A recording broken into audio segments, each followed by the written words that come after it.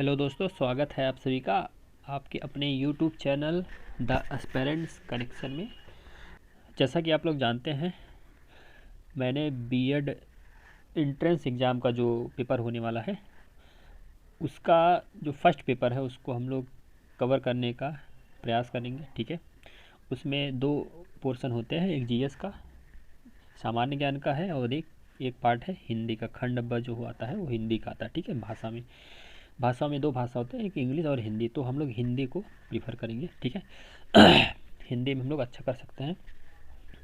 तो हिंदी में दोस्तों हम लोग जो प्रीवियस ईयर के प्रश्न पत्र हैं, 2020 का यह प्रश्न पत्र है, तो उसके क्वेश्चन को हम लोग देख लेंगे। डेली हम लोग 25 क्वेश्चन देखेंगे। ठीक है, और ये आपका सीरीज एग्ज़ाम तक चलता रहेगा। ठीक है, तो चलिए देख लेते हैं प्रीवियस ईयर के प्रश्नों को। दोस्तों इसके अलावा जो जीएस का जो पेपर है, इसका खंड क वाला, ठीक है, जनरल नॉलेज का, उसका वीडियो आपका यूट्यूब पर पड़ा हुआ है, जा कर के आप लोग वहाँ से देख सकते हैं। ठीक है, तो देखिए दोस्तों, पहला प्रश्न क्या है हमारा,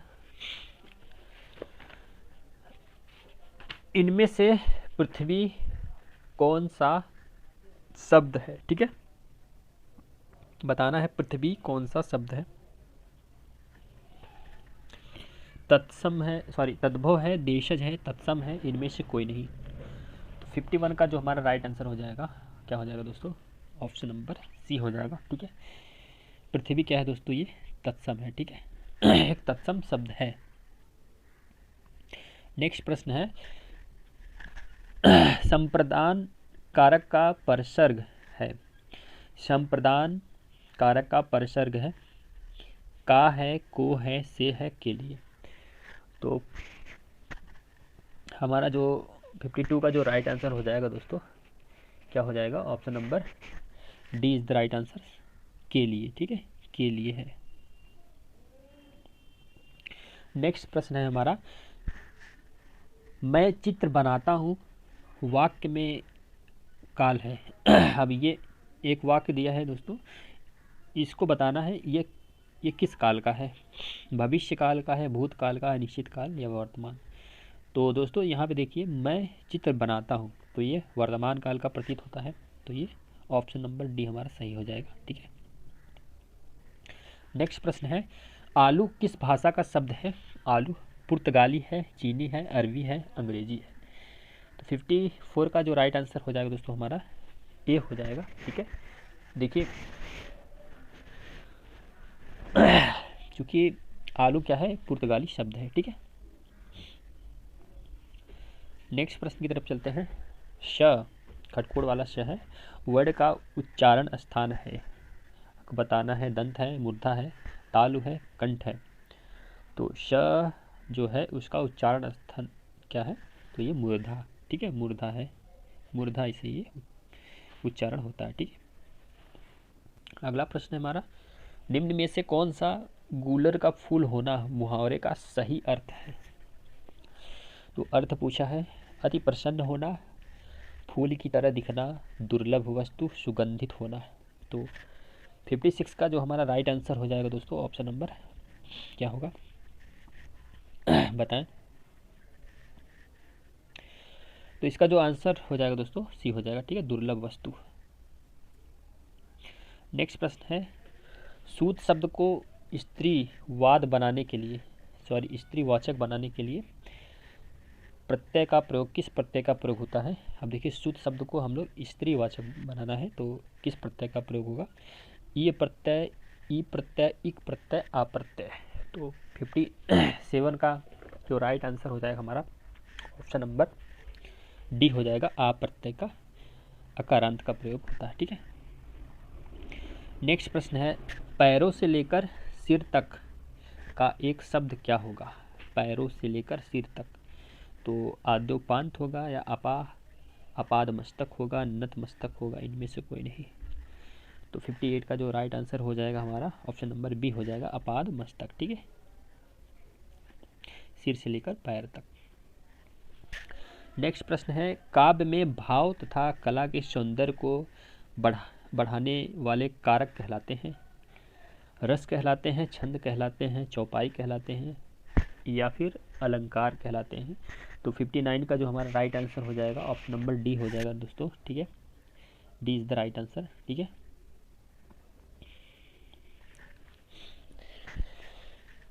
नेक्स्ट प्रश्न है, हिंदी के सर्वश्रेष्ठ हास्य व्यंग निबंधकार हैं। हरिशंकर परसाई हैं, जयशंकर प्रसाद है, आचार्य रामचंद्र शुक्ल हैं, महावीर प्रसाद द्विवेदी हैं। तो 60 का राइट आंसर हो जाएगा हमारा दोस्तों option number A is the right answer. Harishankar Parsai क्या है, ये हास्य व्यंगकार निबंधकार है, ठीक है। नेक्स्ट प्रश्न है, षडानन शब्द के सही छंद विच्छेद पर सही का निशान लगाए, मतलब षडानन का छंद विच्छेद करना है।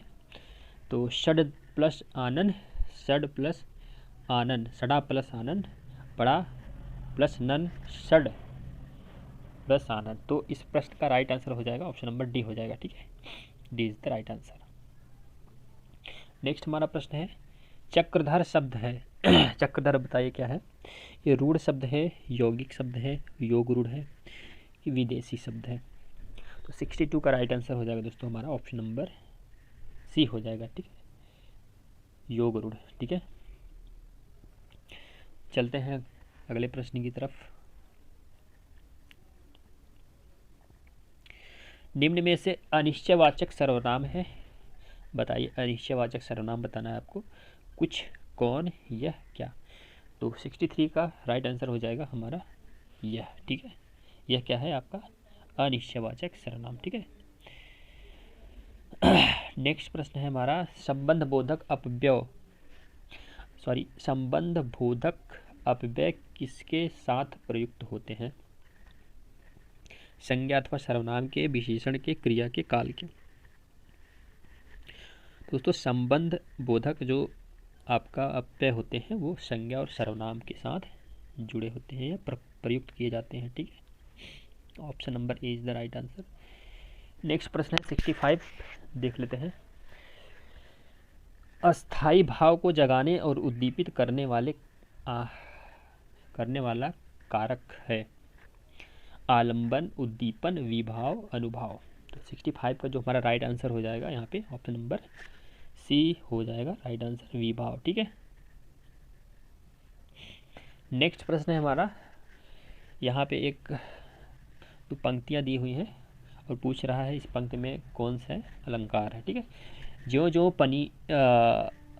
जो निहारी नेरे हैं नैना ही, ठीक है, त्यों तो खरी निखरे सा निकाई, ठीक है। तो इसमें क्या है बताइए, उपमा अलंकार है, रूपक है, अनुप्रास है, पुनरुक्ति है, ठीक है।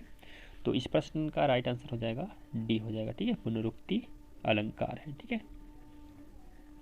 नेक्स्ट प्रश्न है, इनमें से कौन सा शब्द शुद्ध है उज्ज्वल बताना है, दीपक बताना है, मूर्ति बताना है, इनमें से कोई नहीं।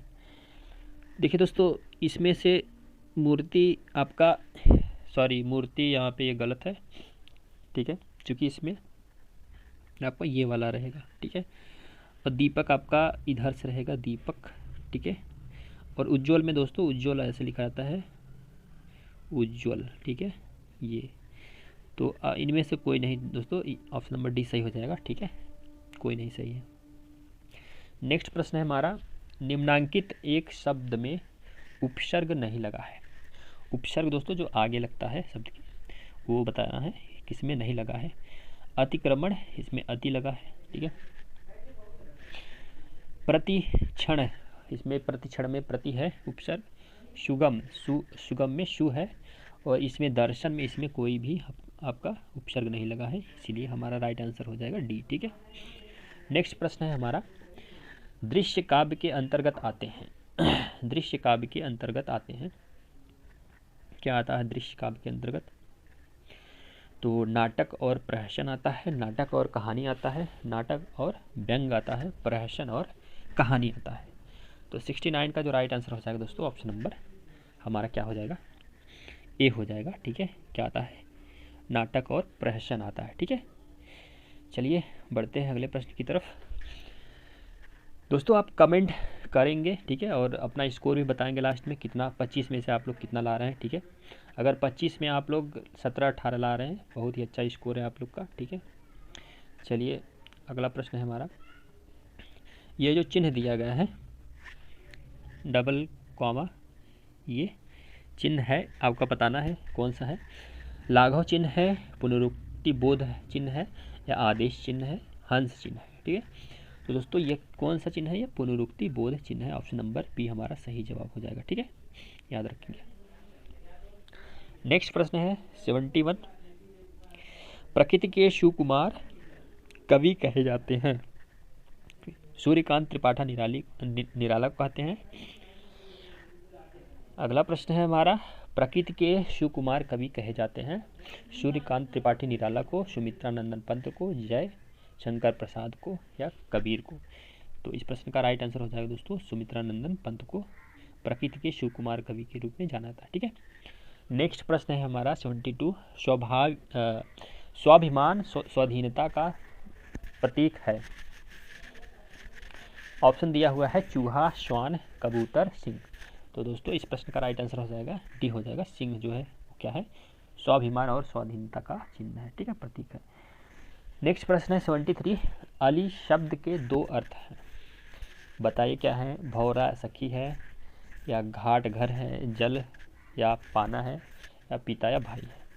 तो 73 का राइट आंसर हो जाएगा दोस्तों अली मतलब होता है भौरा, एक सखी होता है। ठीक है, चलिए 74 देख लेते हैं। वह बहुत बोलती है, वह बहुत बोलती है वाक्य में क्रिया विशेषण है। आपको क्रिया विशेषण बताना है, जो ये क्रिया विशेषण जो होता है क्रिया की विशेषता बताता है। ठीक है, तो वह बहुत बोलती है, इसमें आपको बताना है इस वाक्य में वह है, बहुत है, बोलती है और है। तो देखिए अब वह बहुत बोलती है, देखिए क्रिया क्या हो रही है? बोलने का काम हो रहा है। ठीक है, अब बोलने के आगे क्रिया के आगे क्या लगा है? बहुत लगा है। ठीक है, तो क्या हो गया? ये क्रिया विशेषण हो गया, तो बहुत हमारा क्या हो जाएगा? Right answer. ठीक है, अब देखिए नेक्स्ट प्रश्न है हमारा, आज का लास्ट प्रश्न है। उज्ज्वल पद में संधि है, संधि बताना है आपको कौन सा संधि? इसमें दीर्घ संधि है, गुण संधि है, व्यंजन संधि है, विसर्ग संधि है।